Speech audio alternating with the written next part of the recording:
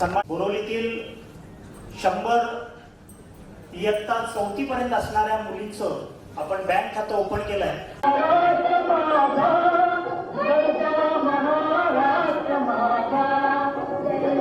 येतील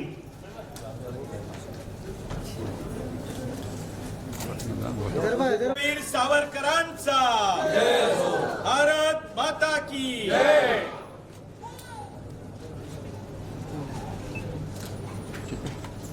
माजी नगरसेवक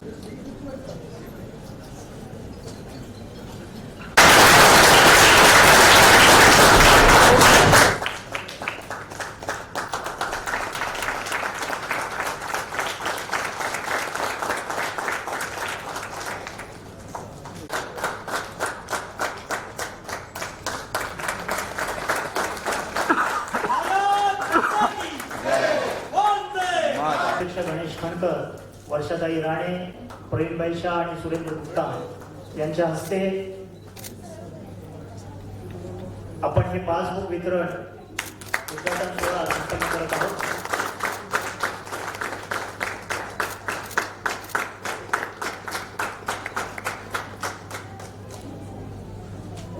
धन्यवाद. लिखा ना अरे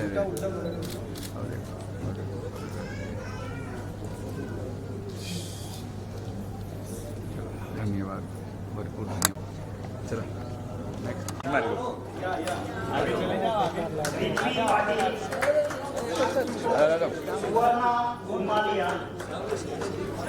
अरे मैम मैं तू मत कर, जो है टांग पाना वाला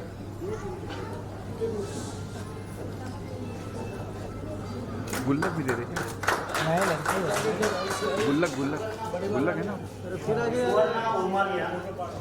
टोपी वाला रखो पीछे था ना भाई. टोपी वाला भाई हेलो. हाँ बोलो. आता हूँ, रुको मैं 1 घंटे में आता हूँ. मैं बोलता हूँ. अरे उसको पीछे बोलना, फोटो दिया देखो यार. मोबाइल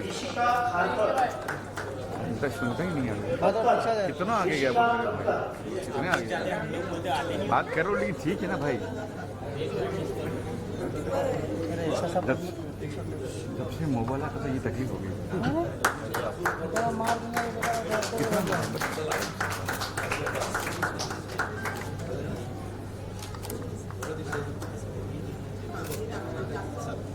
चलिए यहाँ देखिए बहुत प्यारी गुड़िया बच्ची. गणपती बाप्पा मोरया. जय श्री राम. तुम तो यही रहोगे, हम तो कटो है.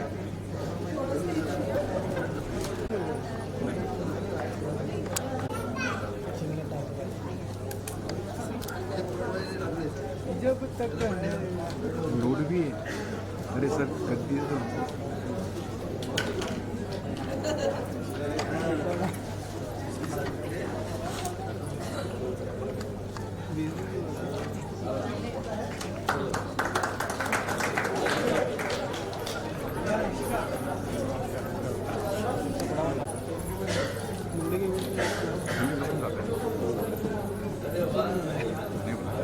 कितने बजे मैंने देखो बेटा टकला. मैं बोलता नहीं, आप नेरवी कदा बेटा आ गया. मालिक आ गया. मालिक की जय हो. कल गया था कि नहीं? किधर गया? शंकर भगवान. बाप का सुना. बाप होता है, समझे. अच्छा स्टोरी बनता है. बाप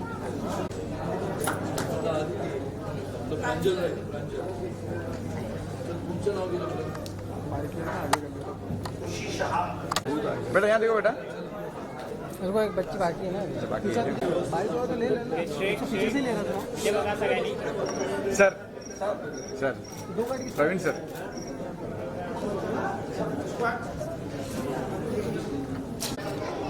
सर फोटो बस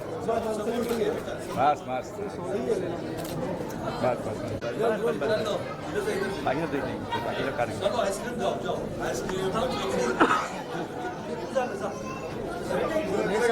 आने ना तो कंडे बन जाने, ऑटो बढ़ा देंगे. हाँ यार ऑटो की एक फोटो में अभी तुम कितने फोटो 1 से 2 फोटो क्लिक किए, ठीक है। धार फायरिंग चला रहा होता है। काव्या फोटो मारना पड़ता है, किसी में आँख बंद रहता है, किसी में भाई ऐसा फोटो मारने का कि 1 से 2 क्लिक हो जाता, होल्ड कर देने का, सब देखने का, घपटे के बाद मेहनत नहीं करता।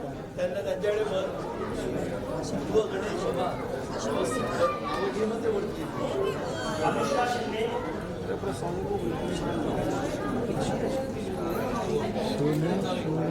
आराध्या शिंदे भाई करा तो यार निकलना है यार करो यार भाई मेरा ये भाई करवाना है, थोड़ा फाइट करवाना है, बोलना कि अच्छा सबको दे दो बोल के। ईशा जाधव अरे कोई इसी बात को यार टाइम नहीं लगता भाई। अब तो सेंटर भी चाहिए, अब बोल भी नहीं रहा तो क्या बोलूँ बता।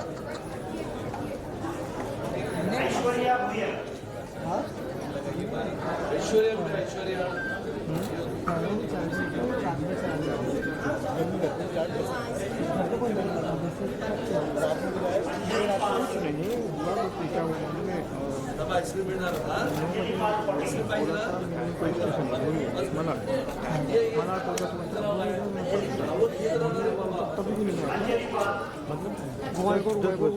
मारो अभी 10 बजे ऑटो मारो ना, ऑटो में क्या रिजल्ट आ रहा है, मैनुअल में मारो ना एम पे। तो मैंने क्या किया प्रिंट पढ़ लिया ठीक है। अरे मामा ने क्या किया फोन नहीं उठाया तो फोन नहीं उठाया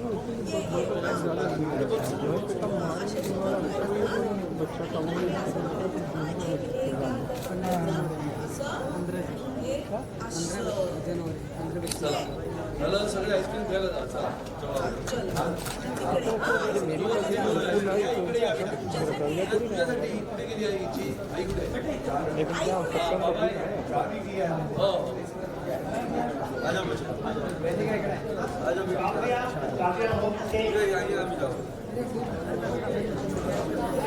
काव्या और मुके 20 नंबर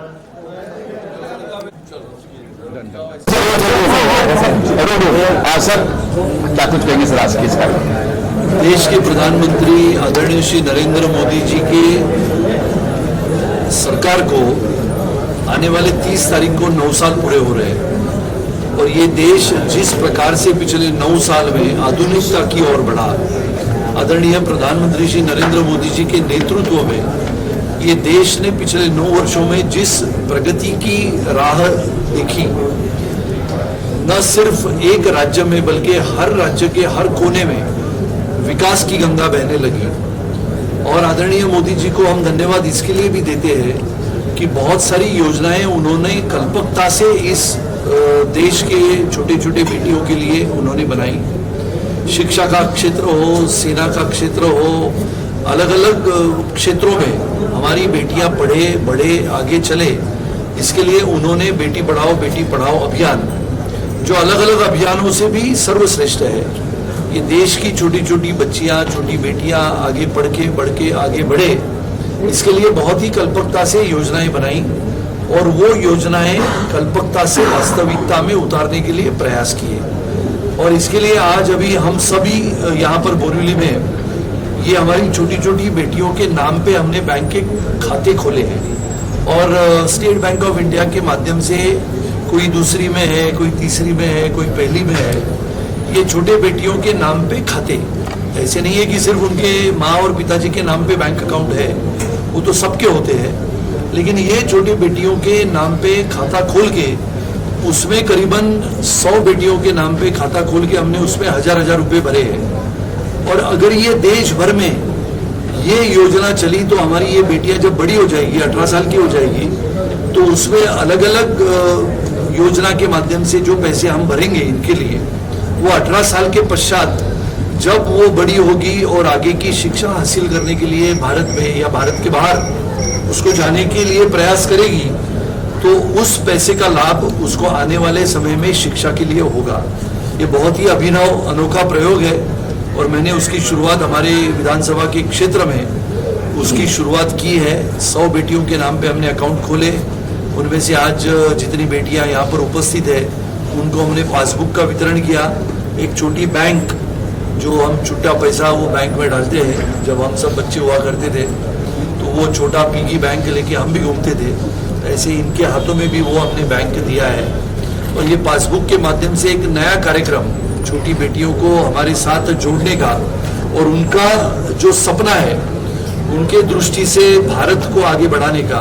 भारत एक शक्तिशाली राष्ट्र हो, लेकिन वो शक्तिशाली राष्ट्र कब बनेगा जब इन बेटियों को हम बढ़ा के आगे बढ़ाएंगे, तब ये हमारा भारत इनके कंधों पे आने वाले 20 वर्षों के बाद मजबूती से खड़ा होगा। इसके लिए ये एक नया प्रयास, नई पहल, नई दिशा की और हमारी बेटियों को पढ़ाने के लिए हमने प्रयास किया। कार्यक्रम भी रखा गया और नए संसद भवन का उद्घाटन किया। पहले बार आज मन की बात का कार्यक्रम हमने सभी ने, आदरणीय प्रधानमंत्री श्री नरेंद्र मोदी जी की मन की बात का कार्यक्रम आज हमने इनके माता पिताओं के साथ यहाँ पर बैठ के सुना।